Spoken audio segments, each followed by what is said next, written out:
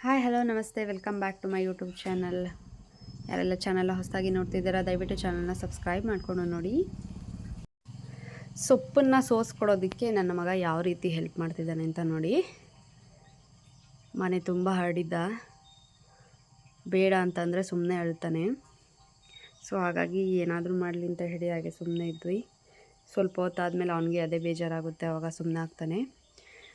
ಇದು ನಮ್ಮ ಪಕ್ಕದ ಮನೆ ಪಾಪು ಕೃಷಿ ಅಂತ ಹೇಳಿ. ಸೊ ಇವಳು ಸಿಕ್ಕಾಬಟ್ಟೆ ಮಾತಾಡ್ತಾಳೆ. ಇಬ್ಬರು ಕೂಡ ಆಚೆನಲ್ಲಿ ಆಟ ಆಡ್ತಾಯಿದ್ರು. ಇದು ನಮ್ಮ ಮನೆ ಮುಂದೆ ಸ್ವಲ್ಪ ಸ್ಲೋಪ್ ಥರ ಇದೆ, ಸಿಮೆಂಟ್ ಎಲ್ಲ ಹಾಕಿರೋವಂಥದ್ದು. ಸೊ ಹಾಗಾಗಿ ಅವನಿಗೆ ಓಡಾಡೋದಕ್ಕೆ ಅಷ್ಟು ಕಂಫರ್ಟಬಲ್ ಆಗಿಲ್ಲ. ಸೊ ಕೂತ್ಕೊಂಡೇ ಹೋಗ್ತಾ ಇದ್ದ. ಇಲ್ಲಿ ಎಲ್ಲ ಗೊಂಬೆಗಳು, ಸಣ್ಣ ಸಣ್ಣ ಗೊಂಬೆಗಳನ್ನೆಲ್ಲ ಪ್ರಾಣಿಗಳನ್ನ ತೊಗೊಂಬಂದು ಆಟ ಆಡ್ತಾಯಿದ್ಲು. ಅದೆಲ್ಲ ನೇಮ್ ಎಲ್ಲ ಹೇಳ್ತಾ ಇದ್ಲು. ಸೊ ಕೆಲವೊಂದು ಇಂಗ್ಲೀಷಲ್ಲಿ ಬರ್ತಾ ಇರಲಿಲ್ಲ, ಕೆಲವೊಂದು ಕನ್ನಡದಲ್ಲಿ ಬರ್ತಾ ಇರಲಿಲ್ಲ. ಸೊ ಈ ರೀತಿ ಆಟ ಆಡ್ತಾಯಿದ್ರು. ಅವಳೆಲ್ಲ ನೀಟಾಗಿ ಜೋಡಿಸ್ತಾ ಇದ್ಲು. ನನ್ನ ಮಗ ಬಂದು ಪೂರ್ತಿ ಎಲ್ಲದನ್ನು ಕೆಳಗಡೆ ಎಸ್ದುಬಿಟ್ಟು ಹೋಗ್ತಾ ಇದ್ದ. ನೋಡಿ ಇಬ್ಬರು ಆಟ ಆಡ್ತಿದ್ದಾರೆ. ಅವಳು ಜೋಡಿಸ್ದಂಗೆ ಇವನ್ನೆಲ್ಲ ಕೆಡವ್ತಾ ಇದ್ದಾನೆ. ಕೆಡಬಾರ್ದು ಕಣೋ ಅಂತ ಹೇಳ್ಕೊಡ್ತಿದ್ದಾಳೆ.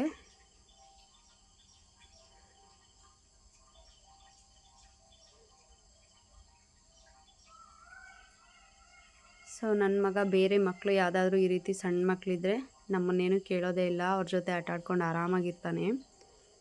ಸೊ ಹಾಗೆ ಅವರು ಹೋಗೋ ಹಾಗಿಲ್ಲ ಕೂಡ, ಬೇಗ ಅಳ್ತಾನೆ ಜೋರಾಗಿ, ಬೇಕೇ ಬೇಕು ಅವರು ಅಂತ ಹೇಳಿ.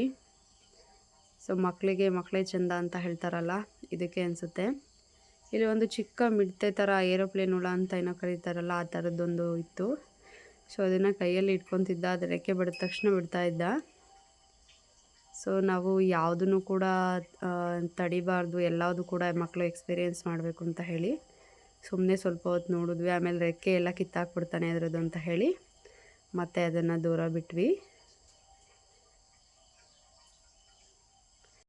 ವರಮಹಾಲಕ್ಷ್ಮಿ ಹಬ್ಬಕ್ಕೆ ಇಲ್ಲಿ ಹೂವು ಹಣ್ಣು ಎಲ್ಲ ತಗೊಂಡು ಬಂದಿದ್ರು.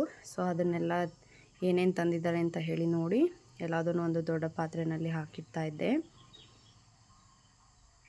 ನನ್ನ ಮಗ ಬಂದು ಎಲ್ಲದನ್ನು ಎಳಿತಾ ಇದ್ದ.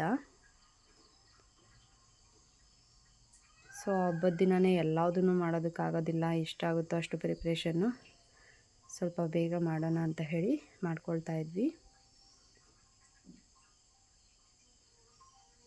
ಒಂದು ಕರ್ಬೂಜ ಹಣ್ಣು ಹಾಳಾಗಿರೋದನ್ನು ಕೊಟ್ಟಿದ್ರು. ಸೊ ಅದನ್ನು ರಿಟರ್ನು ಅಂಗಡಿಗೆ ಕೊಟ್ಟು ಬಂದ್ವಿ.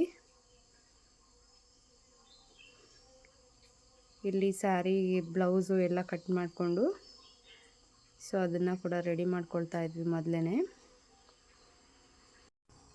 ಪಾಪು ಯಾವ ಕೆಲಸ ಮಾಡೋದಕ್ಕೂ ಕೂಡ ಬಿಡ್ತಾ ಇರಲಿಲ್ಲ. ನ್ಯೂಸ್ ಪೇಪರ್ ಏನಕ್ಕಪ್ಪ ಅಂತಂದರೆ ಇದನ್ನು ಈ ರೀತಿ ಕಟ್ ಮಾಡಿಕೊಂಡು ಆ ಬ್ಲೌಸ್ ಪೀಸಿಗೆ ಕೈಗಳನ್ನ ಮಾಡೋದಕ್ಕೆ ಎರಡು ಸೈಡು ಇಟ್ಟು ಮಡಚ್ಕೊಳ್ತೀನಿ. ಸೊ ಆಗ ನೀಟಾಗಿ ಬರುತ್ತೆ, ಅದು ಸ್ಟಿಫಾಗಿ ಕೂತ್ಕೊಳ್ಳುತ್ತೆ ಅನ್ನೋದಕ್ಕೋಸ್ಕರ ಸ್ವಲ್ಪ ನ್ಯೂಸ್ ಪೇಪರ್ನ ಹಾಕ್ಕೊಳ್ತೀನಿ.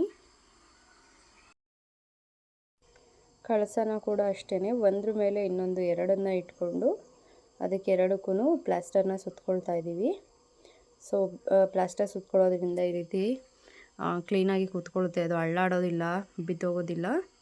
ಸೊ ಟೈಟಾಗಿ ಇರುತ್ತೆ ಅಂತ ಹೇಳಿ ಈ ರೀತಿ ಮಾಡ್ಕೊಳ್ತಾ ಇದ್ದು.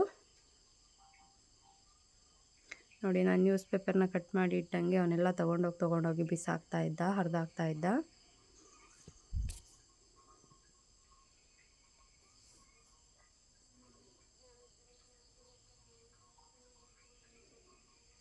ಈ ರೀತಿಯಾಗಿ ಕಳ್ಸೋಕ್ಕೆ ಎರಡನ್ನು ಮಧ್ಯೆ ಇಟ್ಟು ನೀಟಾಗಿ ಸೈಜನ್ನು ಅಡ್ಜಸ್ಟ್ ಮಾಡಿಕೊಂಡು ಯಾವ ಸೈಜಿಂದು ಬೇಕೋ ನೋಡಿ ತೊಗೊಂಡು ನೀವು ಅದನ್ನು ಈ ರೀತಿಯಾಗಿ ಮಾಡ್ಕೊಳ್ಬೇಕು.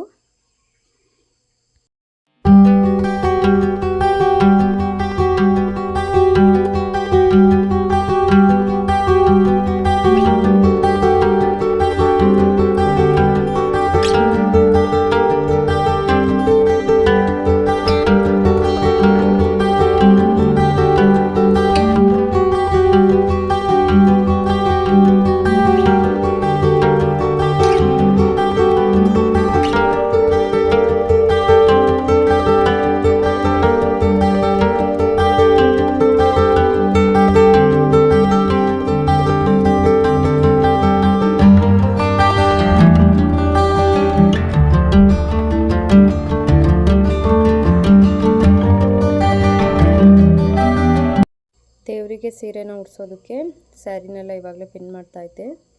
ನಾನೆಲ್ಲ ರೆಡಿ ಮಾಡಿಕೊಡ್ತಾಯಿದ್ದೆ ಕೂತ್ಕೊಂಡು ಮಾಡೋ ಅಂಥ ಕೆಲಸಗಳನ್ನೆಲ್ಲ. ಸೊ ಸ್ಯಾರಿನ ಕಂಪ್ಲೀಟಾಗಿ ಸೆರಗು ಕಡೆ ಮಾತ್ರ ಬಿಟ್ಟು ಇನ್ನು ಪೂರ್ತಿಯಾಗಿ ನಾವು ಯಾವ ರೀತಿ ನೆರಿಗೆನ ಉಟ್ಕೊಳ್ತೀವಿ ಸೀರೆನ ಉಟ್ಕೊಳ್ಳೋದಕ್ಕೆ ಅದೇ ರೀತಿಯಾಗಿ ನೆರಿಗೆನ ಮಾಡಿಕೊಂಡು ಸೆರಗು ಎಷ್ಟು ಬೇಕೋ ಅಷ್ಟನ್ನು ಮಾತ್ರ ಬಿಟ್ಟು ಈ ರೀತಿಯಾಗಿ ಮಧ್ಯಕ್ಕೆ ಒಂದು ಪಿನ್ನನ್ನು ಹಾಕ್ಕೊಳ್ಬೇಕಾಗುತ್ತೆ. ಸೊ ಈಗ ಸೆರಗನ್ನು ಕೂಡ ಈ ರೀತಿಯಾಗಿ ಕಂಪ್ಲೀಟಾಗಿ ಪ್ಲೀಟ್ಸ್ನ ಮಾಡಿಕೊಂಡು ಅದಕ್ಕೆ ಕೂಡ ಪಿನ್ ಹಾಕ್ಕೊಳ್ಬೇಕು. ಈ ರೀತಿಯಾಗಿ ಫುಲ್ಲು ನೆರಿಗೆ ಒಯ್ದು ಮಧ್ಯಕ್ಕೆ ಪಿನ್ ಹಾಕೋದ್ರಿಂದ ನೆರಿಗೆಗಳು ಜಾಸ್ತಿ ಬರುತ್ತೆ. ಸೊ ದೇವರಿಗೆ ಉಡಿಸಿದಾಗ ತುಂಬಾ ಚೆನ್ನಾಗಿ ಕಾಣಿಸುತ್ತೆ. ಸೊ ಹಾಗಾಗಿ ನೋಡಿ ಈ ರೀತಿಯಾಗಿ ಯಾವ ರೀತಿ ಉಡಿಸೋದು ಅಂತ ಕೂಡ ನಾನು ಇಲ್ಲಿ ತೋರಿಸ್ತೀನಿ. ಮೊದಲನೇದಾಗಿ ಇಲ್ಲಿ ಒಂದು ಸ್ಟ್ಯಾಂಡ್ ಅಥವಾ ಯಾವುದೇ ರೀತಿಯಾದಂಥ ಒಂದು ಬಾಕ್ಸನ್ನು ಇಟ್ಕೊಂಡು ಅದ್ರ ಮೇಲ್ಗಡೆ ಫಸ್ಟ್ ಬಾಳೆ ಎಲೆನ ಹಾಕಿ ಒಂದು ತಟ್ಟೆನಲ್ಲಿ ಅಕ್ಕಿನ ಹಾಕ್ಕೊಳ್ಬೇಕು. ತುಂಬ ಅದು ಕರೆಕ್ಟಾಗಿ ಕೂತ್ಕೊಳ್ಬೇಕು ನಾವು ಇಡೋವಂಥ ಕಳಿಸಿದ್ದು ಚೊಂಬು. ಹಾಗಾಗಿ ಸೊ ಇದನ್ನು ನಾವು ಪಿನ್ ಮಾಡಿದ್ವಲ್ಲ ಅದನ್ನು ಹಿಂದೆಯಿಂದ ಈ ರೀತಿಯಾಗಿ ಮುಂದಕ್ಕೆ ಸುತ್ತಕೊಂಡು ಮತ್ತೆ ಅಲ್ಲಿಗೆ ಪಿನ್ ಹಾಕ್ಕೊಳ್ಬೇಕು. ಪಿನ್ ಒಂದನ್ನೇ ಹಾಕ್ಕೊಂಡ್ರೆ ಸೊ ಅದು ಭಾರ ಜಾಸ್ತಿ ಆಗುತ್ತೆ. ಸೊ ಹಾಗಾಗಿ ಒಂದು ದಾರನ ಕೂಡ ಕಟ್ಟಿ ಅದನ್ನು ಟೈಟ್ ಮಾಡ್ಕೊಳ್ಬೇಕು. ಇವಾಗ ಸೆರಗಿನ ಪಾರ್ಟ್ ಏನಿದೆ ಅದನ್ನು ಫಸ್ಟು ಫ್ರಂಟಿಂದ ಈ ರೀತಿಯಾಗಿ ಹಾಕ್ಕೊಂಡು ಸೊ ಅದೇ ಸೆರಗನ್ನು ಬ್ಯಾಕಿಂದ ತೊಗೊಂಡು ಮತ್ತೆ ಫ್ರಂಟಿಗೆ ಹಾಕ್ಕೊಳ್ಬೇಕು. ಇಲ್ಲ ನಾವು ಜಸ್ಟ್ ಫ್ರಂಟ್ ಒಂದೇ ಸೈಡ್ ಹಾಕ್ತೀವಿ ಅಂದರೆ ಕೂಡ ಹಾಕ್ಕೊಳ್ಬೋದು. ಸೊ ಅದನ್ನು ಕೂಡ ಸೊಂಟದ ಪಟ್ಟಿ ಹಾಕೋ ಥರ ಮಧ್ಯಕ್ಕೆ ಒಂದು ದಾರನ ಕಟ್ಕೊಳ್ಬೇಕು.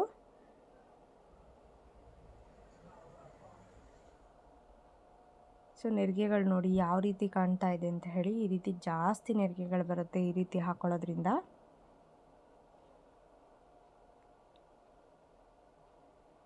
ಸೊ ಹಿಂದೆಗಡೆ ನಾವು ಒಂದು ರೆಡಿ ಮಾಡಿದ್ವಲ್ಲ ಬ್ಲೌಸ್ ಪೀಸನ್ನು ಕೈಗಳನ್ನ ಮಾಡೋದಕ್ಕೆ ಅಂತ ಹೇಳಿ. ಸೊ ಅದನ್ನು ಕೂಡ ಹಾಕಿ ಒಂದು ಕೋಲನ್ನ ಇಟ್ಟು ಸೊ ಅದನ್ನು ಕಟ್ಟಿದ್ದೀವಿ ಮೇಲ್ಗಡೆ ಚೊಂಬಿಗೆ. ಸೊ ಅದಕ್ಕೆ ದಾರನ ಕಟ್ಕೊಳ್ಳೋ ಅಂಥದ್ದು. ಇಲ್ಲಿ ನೆರಿಗೆನೆಲ್ಲ ಸ್ವಲ್ಪ ಅಡ್ಜಸ್ಟ್ ಮಾಡಿದ್ವಿ ಅಷ್ಟೇ. ಸೊ ನೋಡಿ ಯಾವ ರೀತಿ ಕಾಣುತ್ತೆ ಅಂತ ಹೇಳಿ ಇವಾಗ ತೋರಿಸ್ತೀನಿ.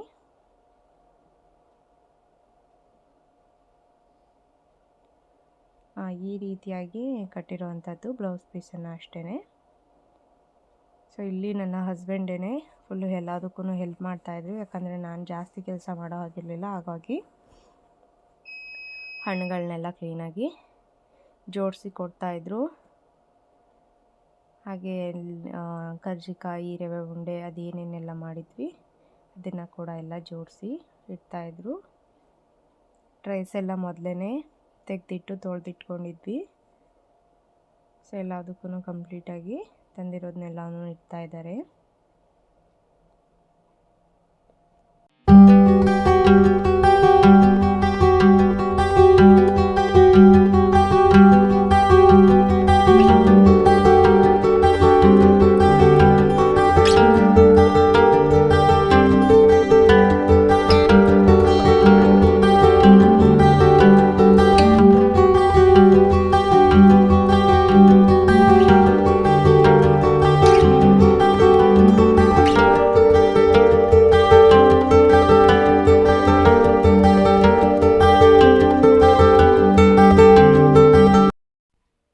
ಮೊನ್ನೆ ಅಡಿಕೆ ಕಿತ್ತಿದ್ವಲ್ಲ ಅದು ಒಣಗಿತ್ತು.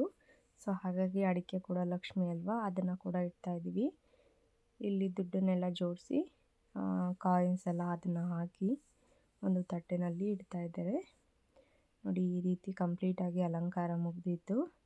ಸೊ ಪೂಜೆನೂ ಕೂಡ ಮುಗೀತು. ಸೊ ಬೆಳಗ್ಗೆ 7 o'clock ಅಷ್ಟರಲ್ಲಿ ಪೂಜೆನ ಕಂಪ್ಲೀಟಾಗಿ ಮಾಡಿದ್ವಿ. ನೋಡಿ ದೇವರು ಎಷ್ಟು ಚೆನ್ನಾಗಿ ಕಾಣಿಸ್ತಿದೆ ಅಂತ ಹೇಳಿ. ನಮ್ಮ ಮನೆಯಲ್ಲಿ ವರಮಹಾಲಕ್ಷ್ಮಿ ಹಬ್ಬ ಈ ರೀತಿಯಾಗಿತ್ತು. ನಿಮ್ಮ ಮನೆಗಳಲ್ಲಿ ಯಾವ ರೀತಿ ಮಾಡ್ತೀರಾ ಅಂತ ಹೇಳಿ ಕಮೆಂಟ್ ಮಾಡಿ ತಿಳಿಸಿ. ಎಲ್ರಿಗೂ ವರಮಹಾಲಕ್ಷ್ಮಿ ಹಬ್ಬದ ಶುಭಾಶಯಗಳು. ನಮ್ಮ ಮನೆಯಲ್ಲಿ ಹಬ್ಬನ ಮುಗಿಸ್ಕೊಂಡು ಸ್ವಲ್ಪ ಮನೆಗಳಿಗೆ, ನಮ್ಮ ಅಕ್ಕಪಕ್ಕದ ಮನೆಗಳಿಗೆ ಅರಿಶಿನ ಕುಂಕುಮ ತಗೊಳ್ಳೋದಕ್ಕೆ ಅಂತ ಹೇಳಿ ಹೋಗಿ ಬಂದೆ. ಅದರ ವಿಡಿಯೋನ ಕೂಡ ಹಾಕಿದ್ದೀನಿ ನೋಡಿ. Thanks for watching. ಸಪೋರ್ಟ್ ಮಾಡ್ತಾಯಿರಿ.